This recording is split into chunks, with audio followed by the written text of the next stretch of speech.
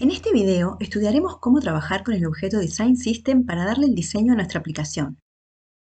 Veremos, entre otros, cómo utilizar tokens, estilos, propiedades, incorporar fuentes y trabajar con el modo claro y oscuro. Con el único fin de hacer algunas pruebas, creemos un panel de nombre MyHome al que le configuraremos la propiedad MainProgram en True para poder ejecutarlo fácilmente, ya que no tendrá dependencias. Agreguemos una tabla y dentro de ella tres elementos: dos text blocks y un botón, al que le pondremos Contact Us. Cambiamos el nombre del control del primer text block a text block title y el del segundo a text block description. Vamos a los eventos y agregamos el client start, que se va a ejecutar cuando se abra el panel. Vamos a cargar los párrafos por separado para poder agregar la nueva línea, que nos permite establecer la separación entre ellos.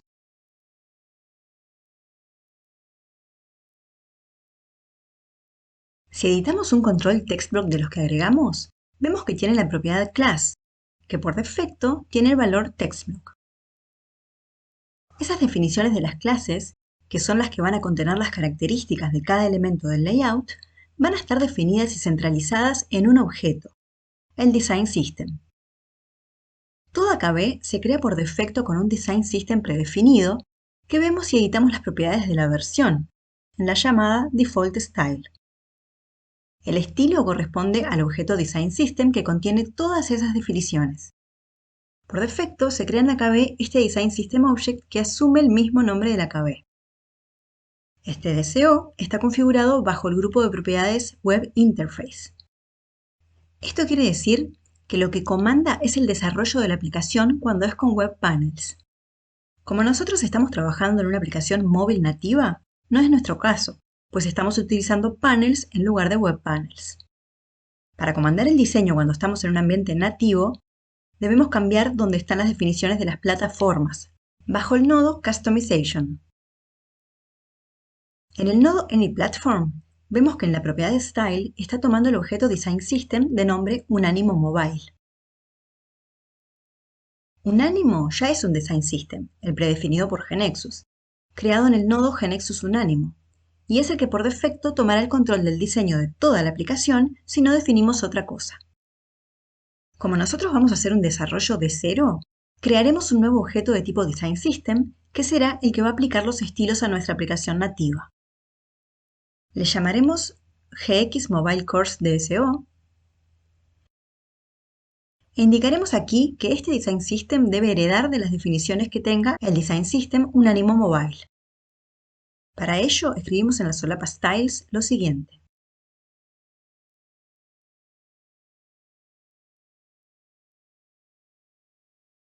Utilizaremos las solapas Tokens y Styles para hacer nuestras definiciones, pero antes indiquémosle a GeneXus que queremos que nuestra KB tome como Design System al que acabamos de crear. Vayamos a AnyPlatforms y cambiemos la propiedad Style. Si observamos en los diferentes tamaños y plataformas, vemos que heredan del que acabamos de configurar. Pero esto, si queremos, lo podemos cambiar, utilizando un Design System Object para cada tamaño de pantalla y plataforma. Antes de ejecutar nuestro panel para ver cómo se ve antes de empezar a cambiar su estilo, configuremos el uso de la herramienta Live Editing. Pero, ¿qué es Live Editing? Al prototipar una aplicación, una de las tareas que consume más tiempo es perfeccionar el Look and Feel, o User Interface, UI, y la User Experience, UX. Para simplificar esta tarea, GeneXus tiene una funcionalidad que permite cambiar el estado de la aplicación en tiempo real desde el IDE sin guardar los objetos modificados. Para prototipar el modo Live Editing, simplemente cambiamos en este combo box el valor Release por Live Editing y ejecutamos nuevamente la aplicación. Si estás utilizando la versión trial de GeneXus, deberás ejecutar con permisos de administrador. En este caso, como es la primera vez que el modo Live Editing es activado, va a ser necesario compilar nuevamente la aplicación, pero para los próximos cambios que efectuemos, esto ya no será necesario, y simplemente se verán reflejados los cambios automáticamente en el emulador y en el IDE de GeneXus. Ejecutemos.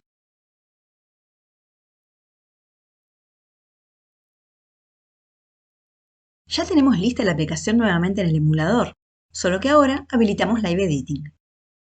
En el IDE podemos ver que se habilitó una solapa Live Editing, donde tenemos la información de los dispositivos que se encuentran conectados. En nuestro caso, el emulador que teníamos en ejecución. Podemos ver datos del dispositivo, como el nombre, el design system que se está utilizando en la aplicación y el lenguaje. El punto de color verde indica que el dispositivo está conectado al Live Editing. También podemos ver que se abrió una ventana nueva llamada Live Inspector. Esta es una de las ventajas principales de Live Editing. Si bien hay una restricción y no podemos ver cuando se está ejecutando un objeto menú, el resto de los paneles sí podremos verlos. Alcanza con pasar el mouse sobre los controles en pantalla para poder ver su nombre, y si damos clic, podremos ver sus datos principales. Si movemos el mouse, podemos rotar la imagen en cualquier dirección. Vemos unas capas que nos permiten ver dentro de qué control se encuentra situado cada control. Estas capas nos permiten seleccionarlos de una manera mucho más sencilla, ya que en general las secciones o tablas están superpuestas. Con el slider de separación podemos aumentar o disminuir el espacio entre las capas. Con zoom podemos aumentar o disminuir el zoom sobre lo que estamos viendo.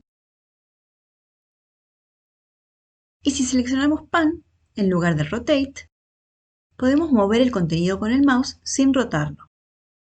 Con Reset volvemos a la visualización por defecto. Pero, ¿cómo funciona el Live Editing? Cuando usamos Live Editing, el servidor quedará escuchando los cambios que hagamos y replicará estos cambios sobre la metadata a la que accede el dispositivo móvil, en nuestro caso el emulador, y que se utiliza para dibujar la pantalla en el dispositivo y definir su comportamiento. El Live Editing tiene algunas restricciones de uso. Por ejemplo, no funciona para objetos menú, no se pueden visualizar cambios que impliquen acceso al servidor. Por ejemplo, si agregamos un atributo al form, el valor deberá recuperarse de la base de datos en un evento del servidor, Start, Refresh o Load, por lo que será necesario compilar la aplicación nuevamente.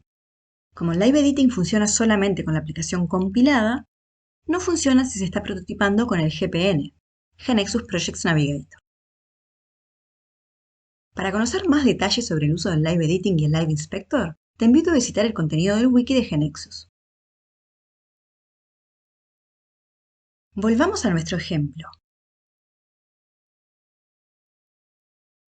Como el título lo queremos centrado en la celda que lo contiene, podemos utilizar las propiedades Horizontal Alignment y Vertical Alignment con los valores Center y Middle, respectivamente. Cambiemos también la propiedad de Horizontal Alignment del Text Block Description para que el texto se vea justificado. Agreguemos dos columnas más a la tabla, una a la izquierda y otra a la derecha del contenido, y dos filas más, una debajo del título y otra arriba del botón, con el fin de generar espacios que hagan que la información se vea mejor. Si observamos la propiedad Columns Style, vemos que cada columna quedó ocupando un 33% del ancho total de la tabla.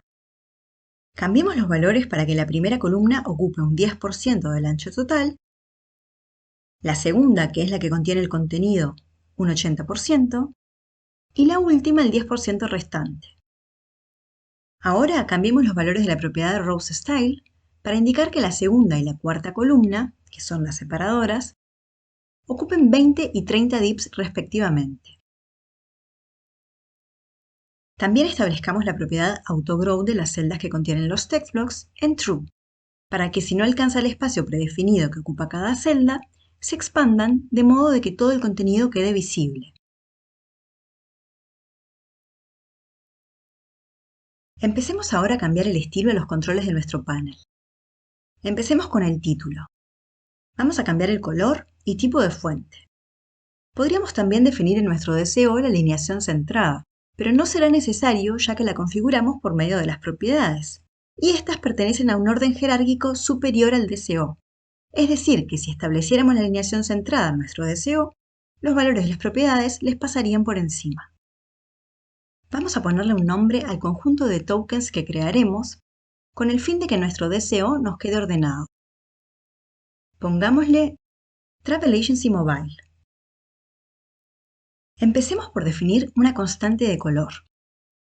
Le pondremos un nombre que la identifique, por ejemplo, Primary, pero para que nos queden todos los colores fácilmente identificables con solo mirar el código, mantendremos la misma nomenclatura para toda constante de color que creemos, y su nombre empezará con la palabra color. Si ya conocemos el valor hexadecimal del color, por ejemplo, porque el equipo de diseñadores nos lo pasó en un archivo de Figma, lo ponemos aquí. Usaremos para el título este verde oscuro. Vemos que a la derecha tenemos otro editor que está sincronizado con el de la izquierda. Es decir, que podemos trabajar en uno o en el otro, y lo que hagamos en uno se verá reflejado en el otro. En la solapa Styles crearemos la clase que va a dar estilo al contenido. Le pondremos el nombre Titles y agregaremos las propiedades CSS necesarias para establecer las características de esta clase. El color que se va a aplicar es el del token que acabamos de definir. Por lo tanto, escribimos color, pesos, que nos permite referenciar un token, colors, porque va a ser un token de color, punto, color primary. Con esto estamos indicando que todo control que tenga esta clase asociada tendrá este color.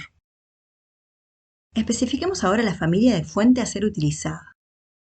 Font Family, Hibo Bold.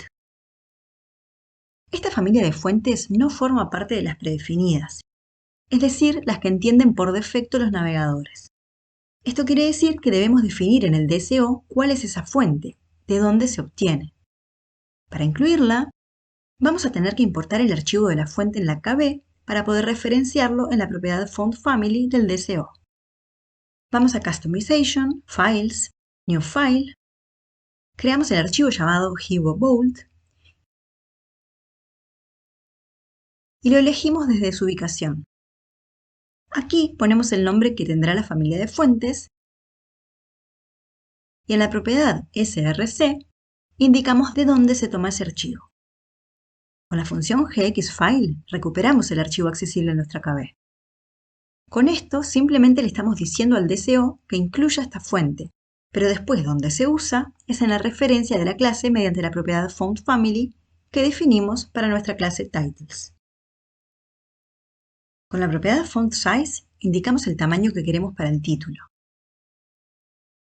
El próximo paso es indicarle a nuestro control TextBlock que tome la clase Titles que acabamos de definir. Ya podemos ver en el Live Editing los efectos de lo que hicimos en nuestro DSO. Hagamos lo mismo para el texto informativo. Creemos otro token de color al que llamaremos Color Secondary, esta vez de un gris oscuro, y una clase de nombre Paragraph a la que le establecemos las siguientes propiedades. Color, Font Family y Font Size. Asignémosle al control TextBlock Description la clase Paragraph y veamos cómo quedaron los cambios. Ahora nos queda darle estilo al botón. Para eso, creemos un nuevo token de color llamado Color Button para asociar este tono de verde y comencemos a definir las propiedades de la clase MyButton. La propiedad Border Radius sirve para dar el redondeado a los bordes. La propiedad Background Color permite establecer el color de fondo. La propiedad Padding permite generar un espaciado entre el texto del botón y los bordes del mismo. Ahora completemos con el estilo del texto, que es lo mismo que ya hicimos antes, y asociemos nuestra clase al botón del panel.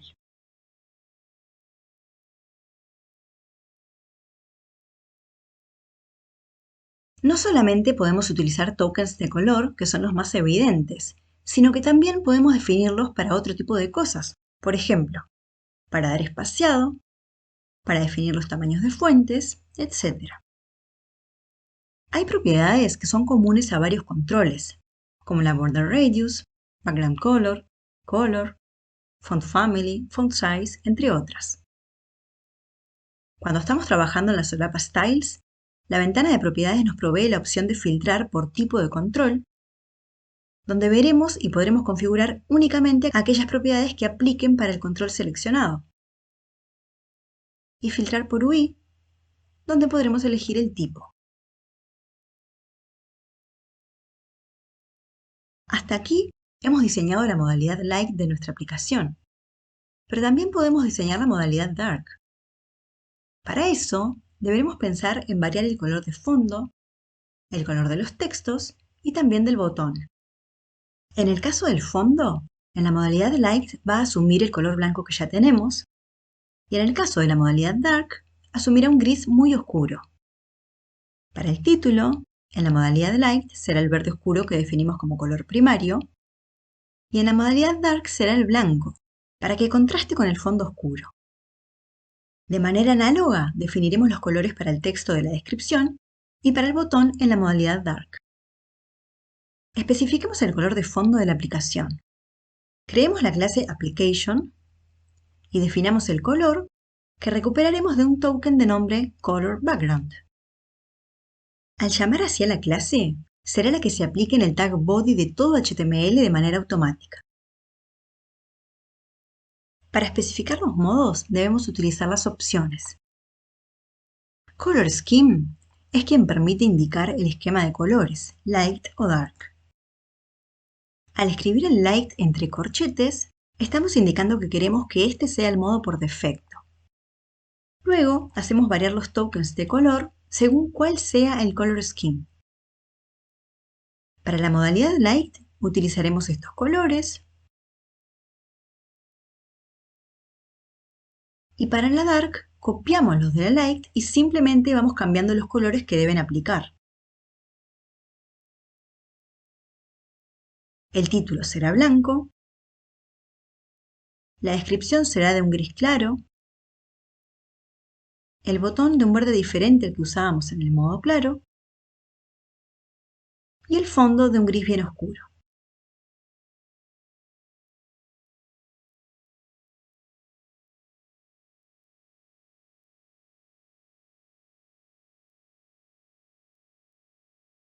De esta manera, nuestra aplicación quedará adaptada a las necesidades de todos los usuarios.